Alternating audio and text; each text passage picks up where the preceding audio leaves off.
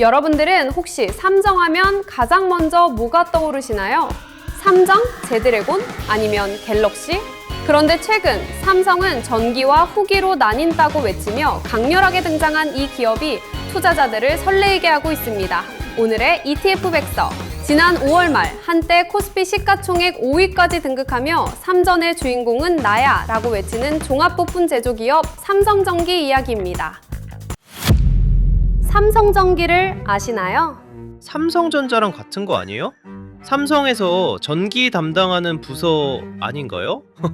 그럼 삼성전기는 어떤 걸 팔고 있는지는 아세요? 몰라요. 그냥 몰라요. 잘 나가는 건 알지만 왜 잘 나가는지는 아무도 몰랐던 삼성전기는 대체 어떤 초능력을 발휘해 AI 시대의 핵심 포식자가 된 걸까요? 삼성전기의 소름 돋는 기술력과 반전 스토리를 파헤쳐 보려면 우선 그 역사를 거슬러 올라가 봐야 합니다. 때는 1973년 삼성전자가 일본 산요전기와 합작해 만든 삼성 산요파츠가 삼성전기의 모태였죠. 그 뒤 삼성전기파츠, 삼성전자 부품으로 사명을 변경했다가 1983년 일본 산요가 들고 있던 지분을 전량 인수하며 기술 자립의 토대를 마련했고 1987년 현재의 삼성전기가 되었습니다. 이름에서 알 수 있듯 삼성전기는 2010년대 초반까지만 해도 삼성전자에 대한 매출 의존도가 무려 60%에 달하는 철저한 공급사에 불과했습니다. 삼성전자의 스마트폰용 카메라 모듈과 기판을 공급하는 삼성그룹 내 수많은 계열사 중 하나. 이 정도가 삼성전기를 소개하는 최선의 한 줄이었죠. 삼성전자가 스마트폰을 많이 팔면 웃고 중국 가성비폰에 밀리면 같이 우는 종속적인 구조였으니까요. 하지만 스마트폰 암흑기가 찾아오자 그들은 결단을 내립니다. 이대로는 다 같이 죽는다 라며 철저한 독립과 다각화를 선언한 거죠. 스마트폰 부품에만 매달리는 대신 산업용 부품과 서버용 기판 시장에 수조 원의 자본을 쏟아붓기 시작한 삼성전기. 단위 품목에만 집중하던 일본의 무라타나 이비덴 같은 경쟁사들과 달리 자신들이 가진 모든 부품 기술을 융합하는 승부수를 던졌고 결과는 대성공이었습니다. 완벽하게 삼성전자의 그늘을 벗어나 엔비디아, 구글, AMD 등 글로벌 빅테크 기업들을 직접 고객사로 확보하며 홀로 서기에 성공하게 된 거죠. 이렇듯 삼성전기에게 반전의 계기를 맞이하게 한 제품이 바로 컴포넌트 사업부의 MLCC입니다. MLCC는 적층 세라믹 커패시터의 약자인데요. 전자기기 안에서 전압이 들쭉날쭉하지 않도록 잡아주는 역할을 합니다. 전압이 불안정하면 부품이 오작동하거나 망가지는데 이걸 막아주는 거죠. 커패시터란 전기를 잠깐 저장했다가 필요할 때 내보내는 부품입니다. 전자기기 안에서 전류 흐름을 조절하는 완충제 역할을 한다고 보면 되는데 스마트폰부터 전기차, AI 서버까지 거의 모든 전자기기에 들어가는 핵심 부품이죠. 특히 스마트폰처럼 부품이 빽빽하게 들어가는 기기일수록 커패시터도 작아야 많이 넣을 수 있는데 MLCC는 이 커패시터를 극한까지 작게 만든 버전이라고 할 수 있죠. 보이시나요? 철가루처럼 보이는 이게 바로 MLCC입니다.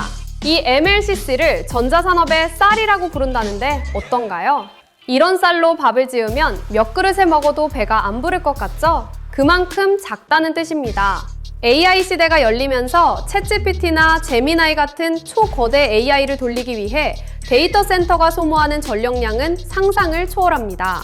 전기가 미친 듯이 공급되다 보니 반도체 칩이 타버리지 않도록 제어해주는 하이엔드 MLCC 수요는 폭발할 수밖에 없겠죠. 실제 수치로 비교해보면 직관적으로 이해가 되실 텐데요. 소비자용 스마트폰 한 대에는 약 1000개의 MLCC가 들어가고 일반 서버에는 3000에서 5000개 이상이 필요하지만 AI 서버에는 무려 50만 개가 탑재될 것으로 추정되죠. 일반 서버보다 최대 100배가 넘는 양이 AI 서버 단 한 대에 들어가는 겁니다.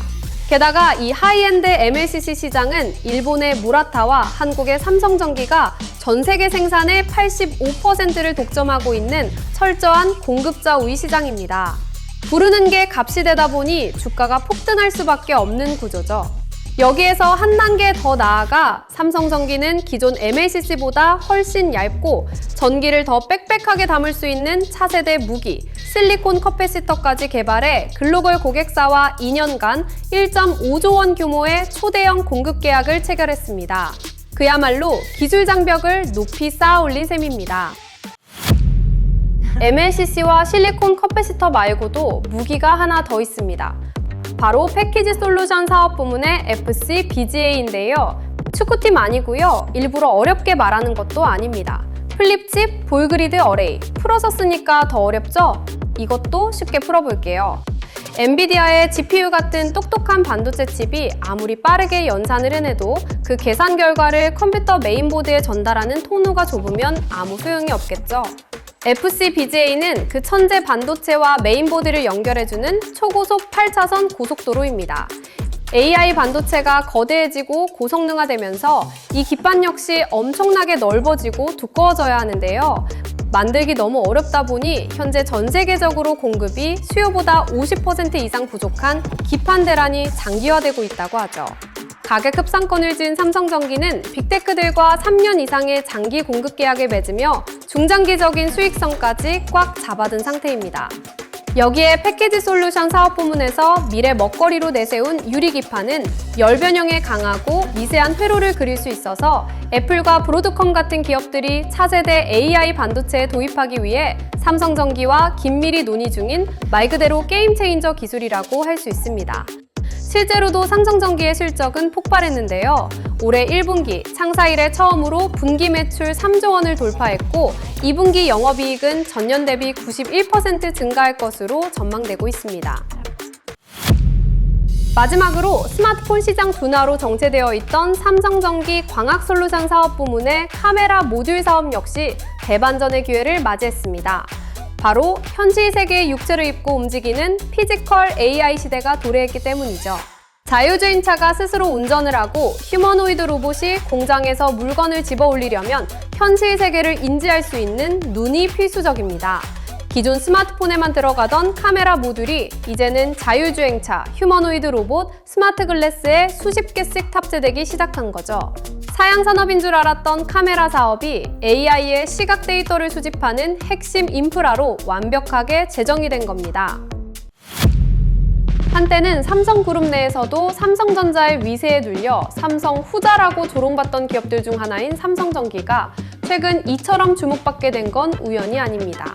AI 인프라는 반도체만으로 완성되지 않죠. GPU가 아무리 뛰어나도 그걸 연결하는 기판이 없거나 전압을 잡아주는 부품이 부족하면 데이터 센터는 돌아가지 않거든요. HBM 같은 메모리 반도체도 수요가 공급을 앞서는 상황 속에 이러한 병목 현상이 기판과 부품까지 영향을 준 건데요. 만물 AI설이라는 말처럼 빠르게 도래한 AI 시대가 삼성그룹의 후자들을 주인공으로 만들었다고 봐도 되겠죠. 과거 우리는 반도체 투자라고 하면 오직 완제품을 만드는 삼성전자와 SK하이닉스만 바라봤습니다. 하지만 AI라는 거대한 인프라가 제대로 굴러가기 위해선 그 밑바닥에서 전력을 통제하고 데이터를 연결하는 삼성전기 같은 부품 생태계의 지배자들이 반드시 필요하겠죠. 이 모든 흐름을 단 하나의 포트폴리오로 가장 똑똑하게 담아내는 방법, 바로 하나로 FNK 반도체 ETF입니다. 한국을 대표하는 메모리 투톱인 삼전닉스는 물론 오늘 이야기한 반도체 부품의 최강자 삼성전기를 높은 비중으로 담고 있어 K반도체 밸류체인 전반의 슈퍼사이클 수혜를 한 번에 누릴 수 있는 최적의 솔루션이죠. 여러분은 삼성전자의 그늘을 벗어나 AI 부품의 독점적 지배자로 우뚝 선 삼성전기의 반전 스토리를 어떻게 보셨나요? 부품주가 진짜 알짜배기 투자처다 일까요? 아니면 그래도 완제품 대형주 중심으로 가야 한다 일까요? 여러분의 날카로운 통찰력을 댓글로 공유해주세요. 오늘 ETF 백서는 여기서 마치겠습니다.